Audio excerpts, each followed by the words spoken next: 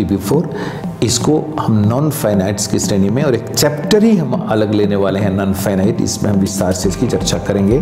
अभी आपका ध्यान इन तीनों से हट करके केवल V1 और V5 पर जाना चाहिए, क्योंकि V1 प्लूरल है, V5 सिंगुलर है, और उसी की चर्चा इस पूरे चैप्टर में हमें करनी है।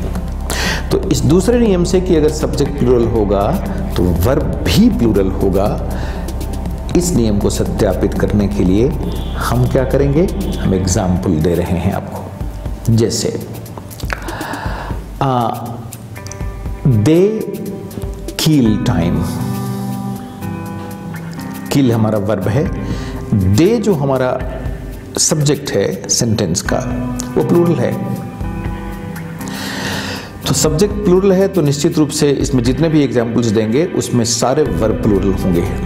तो देखिए पहला एग्जाम्पल मैं दे रहा हूं सिंपल प्रेजेंट का, दे किल टाइम।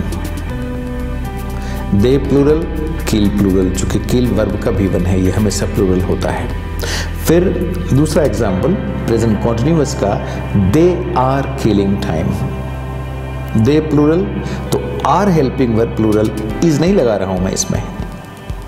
तो दे इज क्यों नहीं होता, इसका नियम यहां से निकल रहा है कि चूंकि दे प्लूरल है इसलिए उसमें सिंगुलर वर्ब लग ही नहीं सकता, जब लगेगा तो प्लूरल। जैसे they are killing time, present perfect में they have kill time, have का सिंगुलर हैज होता है, लेकिन चूंकि दे प्लूरल है इसलिए हम हैज नहीं लगा सकते, हैव ही लगाना होगा। तो दे हैव किल टाइम। फिर हम अगर आगे बढ़ते हैं प्रेजेंट परफेक्ट कॉन्टिन्यूअस में, तो वहां देखिए they have been killing time, has been नहीं। फिर इसके बाद हम आगे बढ़ते हैं जिसमें एक ही टेंस हमारी मदद के लिए आता है और वो है पास्ट कॉन्टिन्यूअस। तो वो होगा दे वेर किलिंग टाइम। और इन पांचों एग्जाम्पल्स के द्वारा ये नियम पूर्णतः सत्यापित हो गया, जस्टिफाइड हो गया कि अगर सब्जेक्ट प्लूरल है तो वर्ब भी प्लूरल ही आपको रखना होगा। ऐसा अगर आप करते हैं तो ये सारे शुद्ध वाक्य हैं जिनको लिखा भी जा सकता है, जिनको बोला भी जा सकता है, और जिनको इम्तिहान में जांचा परखा भी जा सकता है। तो इस तरह से ये दो जो नियम हैं, इन नियमों को हम लोगों ने सत्यापित किया।